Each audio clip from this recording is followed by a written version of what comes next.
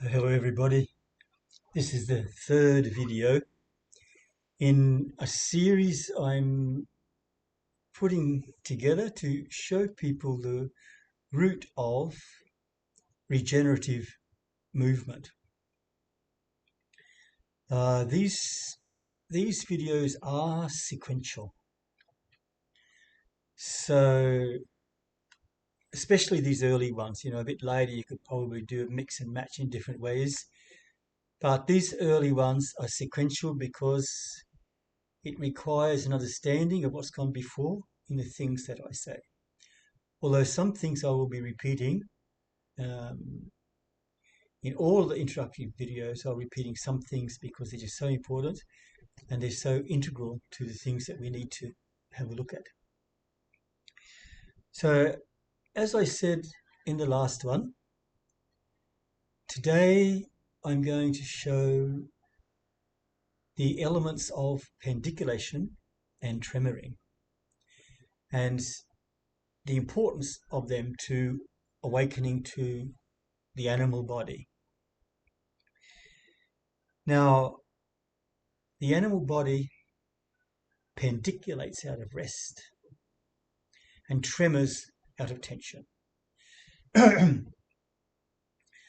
So basically what this is you've seen animals when you're pets, when they wake up. The first thing they do is have a good stretch and a good yawn. And pandiculation is the word given to the kind of animal stretching that they do.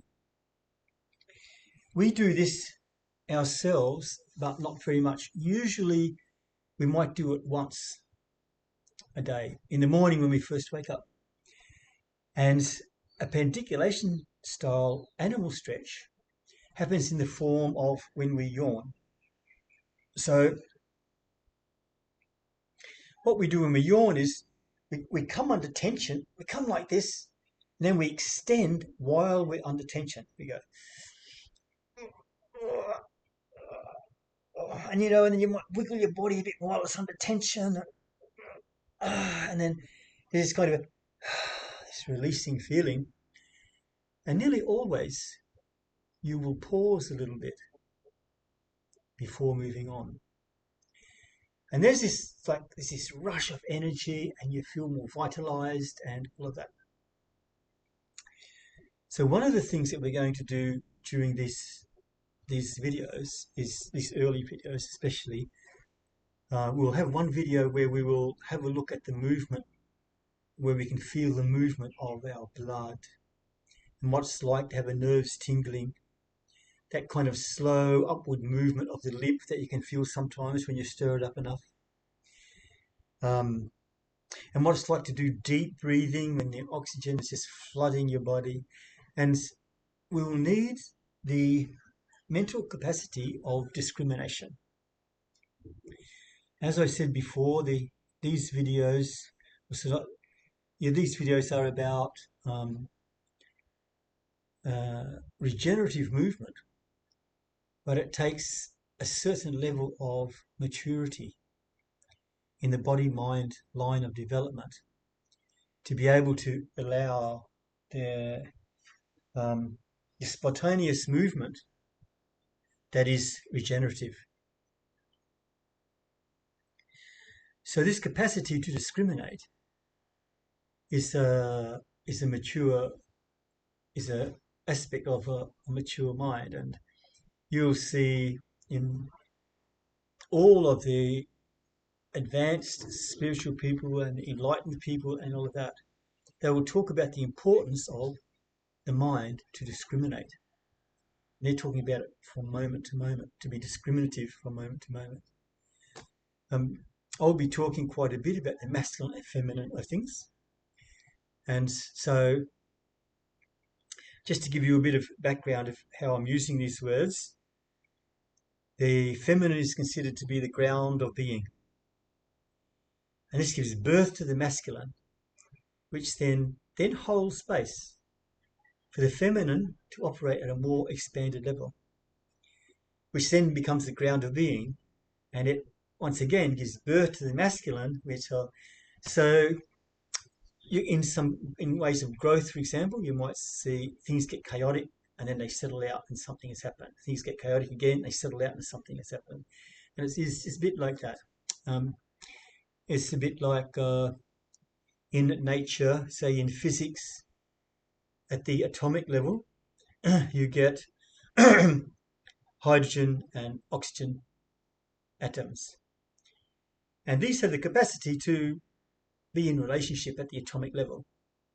So you put these together, and under certain conditions, so you heat them up, and there's this incredible chaos.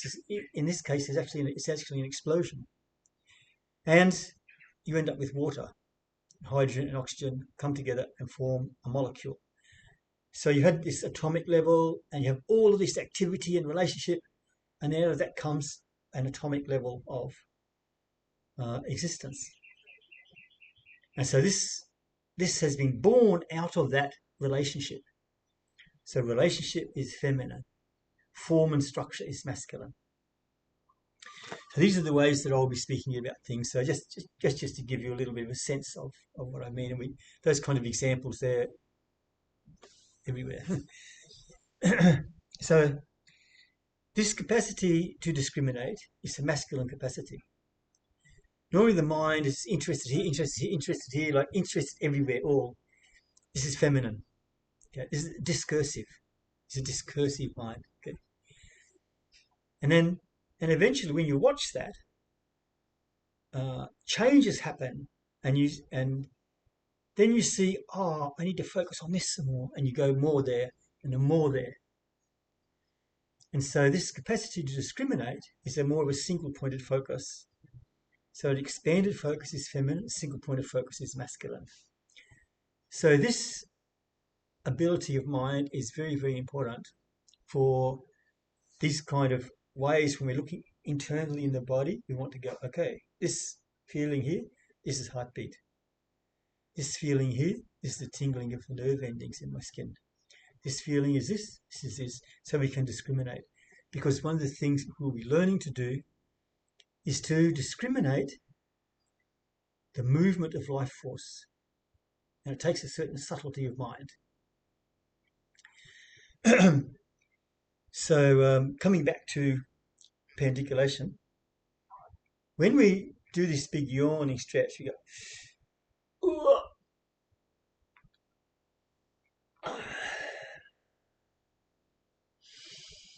As you can see, I enjoy myself when I do that. And you can feel there's this rush. You say, oh, that's energy, that's my chi, and some of that will be correct.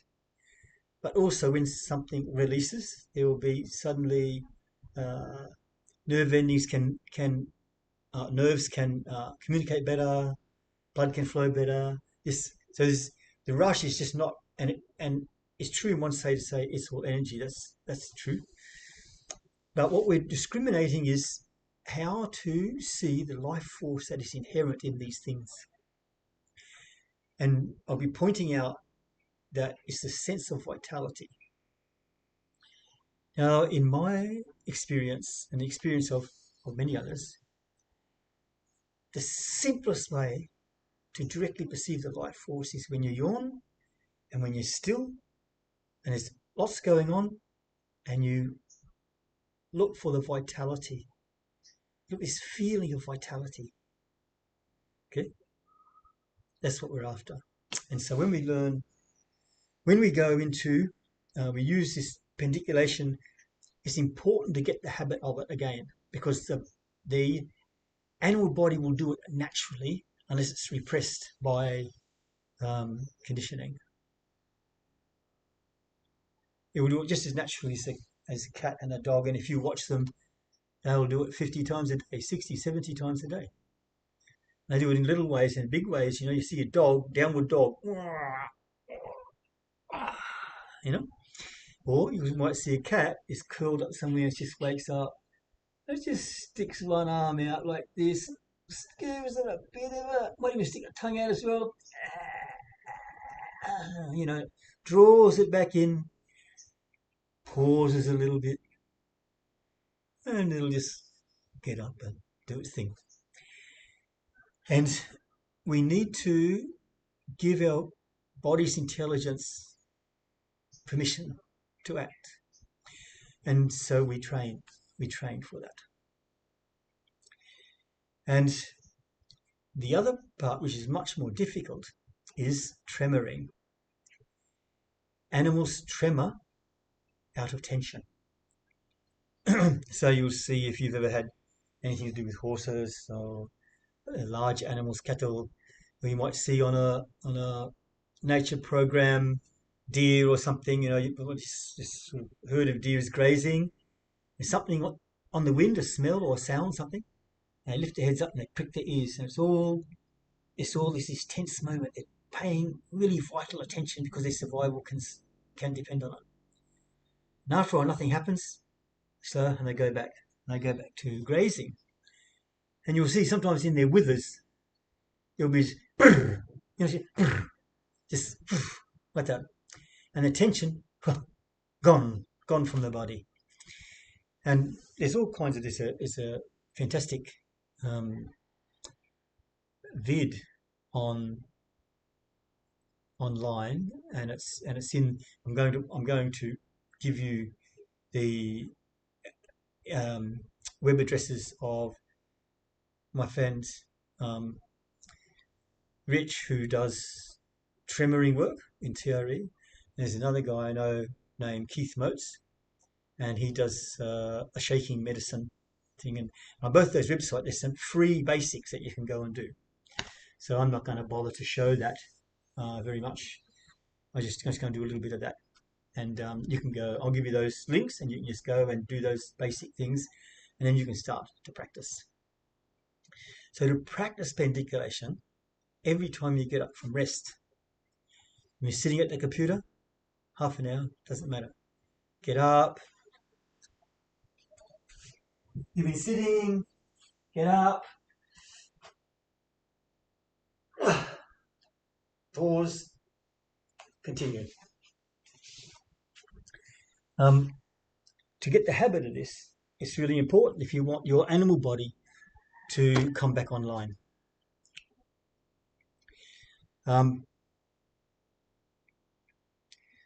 So I'm just going to show you a couple of things we will be doing. I'm in a few vids time, or maybe the next one or two. I'm going to put I've got routines together. I've got a couple of routines. One is a standing startup routine, and one's a sitting startup routine. And I'll be giving those. So these principles we can actually practice, and I'll talk about them as we go. And so you can, and I will, if you want, if you let me know, I'll send you the written list of the sequence for these routines. But for the moment, I'd like you to just practice what I've just been talking about. And standing's better, but sitting's good too. Just as if you'd just woken up, and there's nobody else here. You're only looking at a computer, right? So there's nobody to see you. So bring your body, take an in breath, and bring yourself into tension, and extend under tension. You see how this is curled? Everything's curled. My wrists are curled. And extend under tension, and as far as out as you can go, and maybe you poke your tongue out, make a sound, and then slowly come back. Just get really relaxed and still, and pay attention. A lot is going on. Pay attention to the vitality. This is possibly one of the easiest things in the world to find. You'll find the movement of vitality is in pandiculation. Okay, so if you didn't find it this time, practice a few times. First thing in the morning, that vitality that you feel, we're going to be looking for that feeling in our bodies all the time, because we're going to learn how to move out of vitality. Instead of moving out of personality, or moving out of thought, or moving out of emotion, we're going to practice moving out of vitality. And this practice will bring our animal body to the fore very quickly. One thing that we'll be doing is I'll be often saying in exercise, I'll say if we're coming back to the one I did last time, which is the movement of the hand. So it's just a very soft, it's not the extreme range of movement. But if we go into a big range of movement and treat it like a pandiculation and just go mm, mm, and then rest and feel the vitality in it, which I can feel all the way up to my elbow.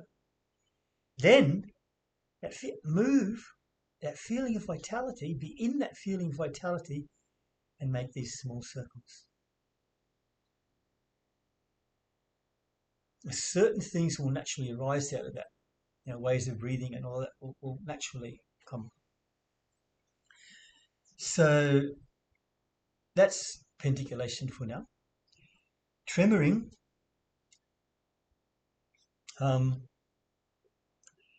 So shaking is when I just shake my body consciously. So I just show you, I just do a basic one of the Daoist exercises that they do a lot. They do it in certain forms of yoga as well. This one is simply one where you just stand, usual hip width, balls of your feet slightly bent knees, or just crack them so they're not locked. And moving, have your weight towards the balls of the feet, and roll your shoulders down your back just so that they fall naturally down, and allow your coccyx to just sink with gravity towards the earth.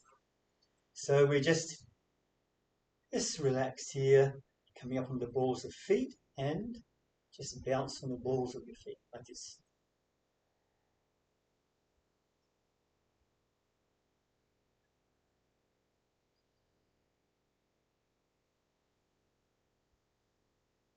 So we're going to do this for a minute or two. Just relax into it. If you find it's a bit much on your ankles or muscles you haven't used, you can do it on your, stay on the flat of your feet and do it. So you want to get it so that your shoulders get loose, your wrists get loose.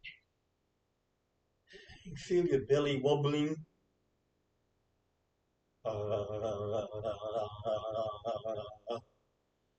You feel your jaw open and moving. Cheeks might be wobbling a little bit.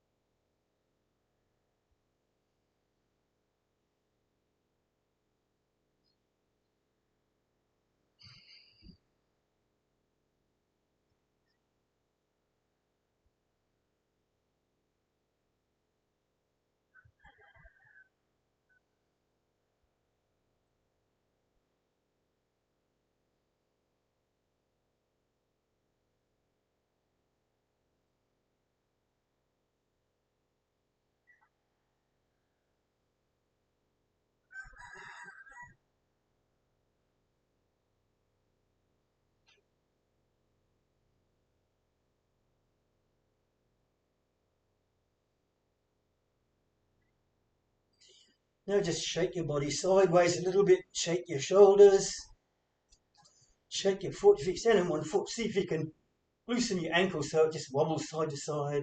Try the other one. Okay, so be still. Put your mind in your lower belly so it's in the center of your body. See if you can feel the vitality in your body. You can feel the tingling in your nerve endings. It might be a slow, ponderous upward movement that you can feel, which will be your lymph. We've stirred up our body so you can probably feel your heartbeat. And in all of this, there's this vitality. that is where we need to have our minds. See if you can feel the whole body as vitality.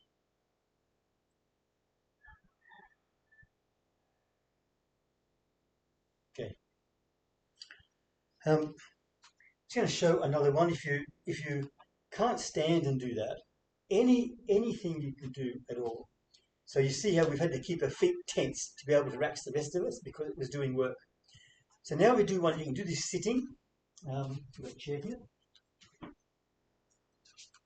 Come close up so you can hear me. So this time I'm going to tense my arms and move them like hear my voice. I'm shaking. Now what I'm going to do, the voice is not enough. That's just demo.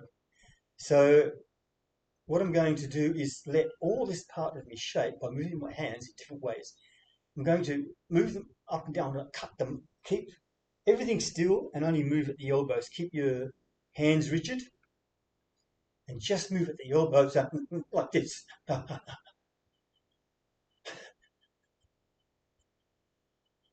And you can feel all this side body around here. And if you're carrying weight here, it'll wobble.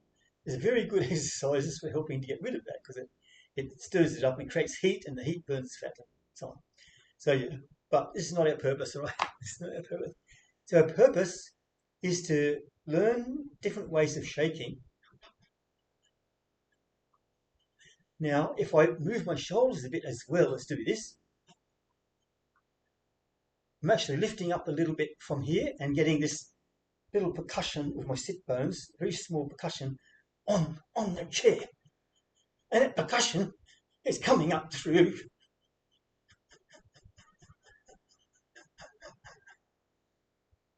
Now, just be still.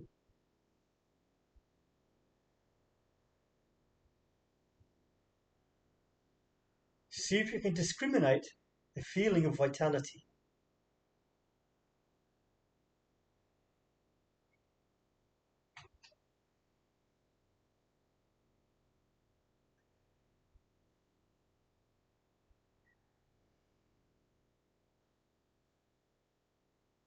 Okay. When you come out of that, move from the vitality. Well, I can feel all in my arms. When I start to move, I move it from vitality. And I do this action, and I can feel my mind is in the motion. My mind is in the circle. You know, we talked about having the mind. So when I finish, I move out of the vitality, and when I just do this to explain something, my mind is in that movement. So because my mind is in everything involved in that movement, my mind is in that whole movement. That means my mind is in the whole part of me that's moving from my hara to here. And my ki and my life force gets more concentrated in there because my mind is there.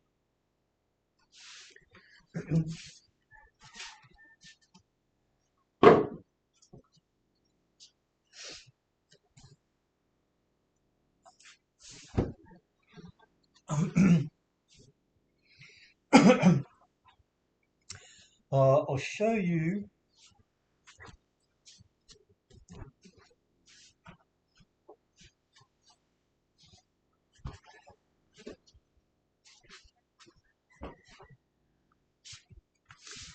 what we've just been doing is shaking. And shaking is where we're consciously doing it to ourselves. And tremoring is when it simply unconsciously arises. I'll show you a couple of things here. Let's just see. My right hand. Now, for the last 30 years, I've done a lot of rebirthing sessions. I've got probably a couple of hundred more. And from early on, this hand here, I'll be having a session, and this hand would tremor. And when you're doing rebirth, nobody really cares much about that because all sorts of weird stuff happens. But because it was so regular, and again, I started to wonder about it. And it doesn't really happen much anymore, but I can bring it on. It doesn't take much because I know where it is. So I'm just going to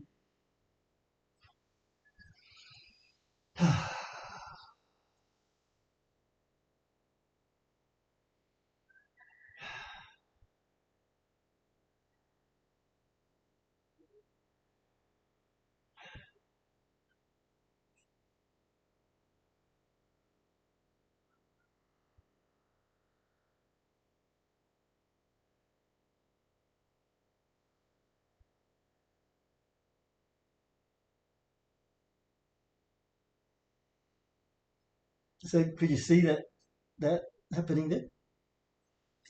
So this is an unconscious tremor, and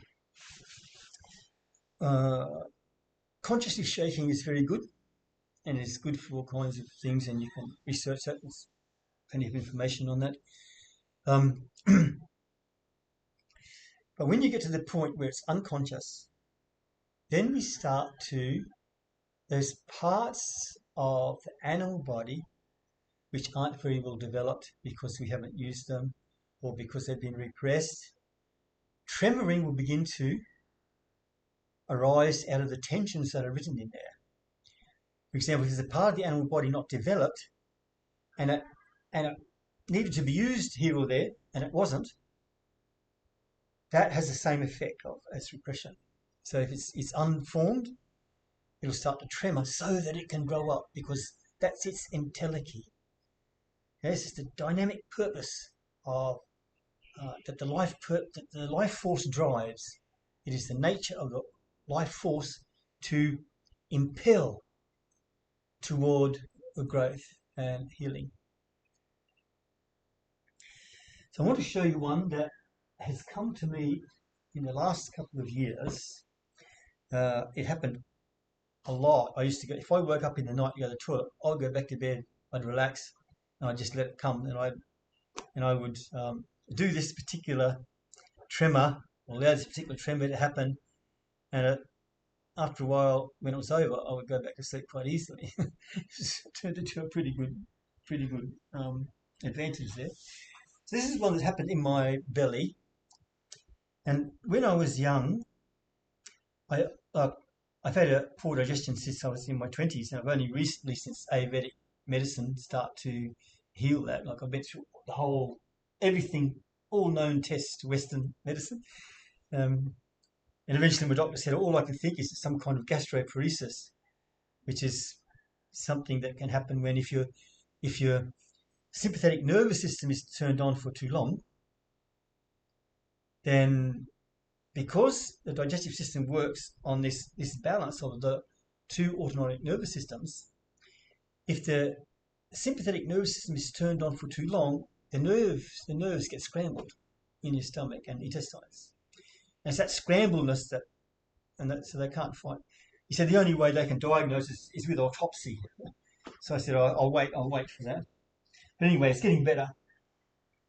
But then I started to learn tremoring from Richmond Heath. And a lot of you guys do the men's work will know Richmond from Victoria. He runs the TRE Australia website, and he teaches tremoring as a trauma release. TRE stands for trauma release exercises. Trauma release exercises. But I tend to call it tension release exercises. I think Richmond tends to be a bit of that mind as well these days, and he's very knowledgeable about that. So anyway, I eventually started to found this tremor in my belly, and it happens when I'm curled up, a bit fetal. I'm just going to let it come on.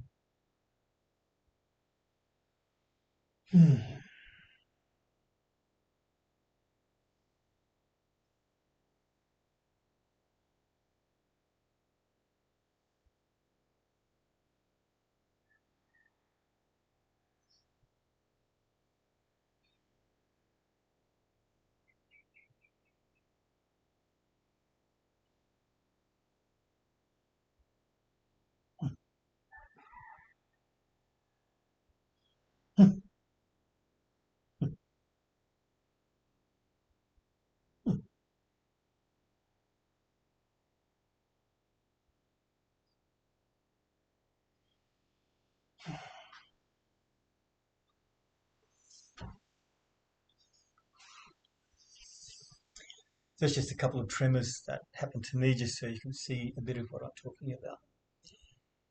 Now, that's pretty well it for today. I will, when I send out this video, I'll put the details of Keith Mote's shaking medicine and also Richmond's TRE website.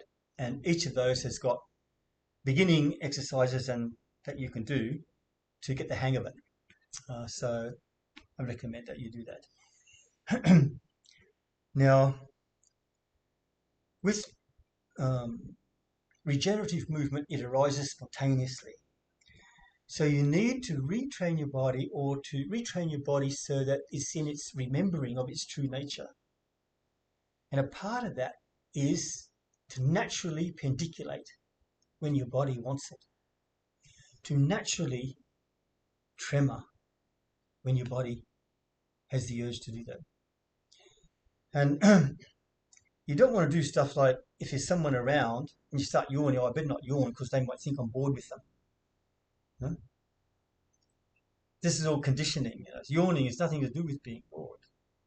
This is just social conditioning. The word politeness comes from the word polis, which means city. So, it's one of those things that arose when we started to live together, en masse.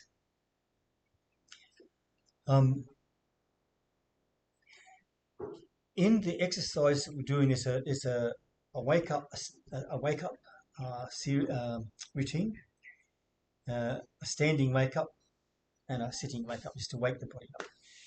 And I'm taking you through each of those, and we're putting some pandiculation in, we're putting some shaking in, and these other things I'm talking about, like to do this, to move here, to do big body exercises, like come down on your body, these exercises, circles, we're doing undulations, rotations, swing. Swing is very important. So I'll give you these other elements as we go, but I think maybe tomorrow, not tomorrow, when I do the next one, I think I'll do the first startup, and then I'll give you a routine to start practicing these things. Well, that's it for the third one. And once again, a lot of talking because it's at the beginning, but we will have less of that as we go. Thank you very much.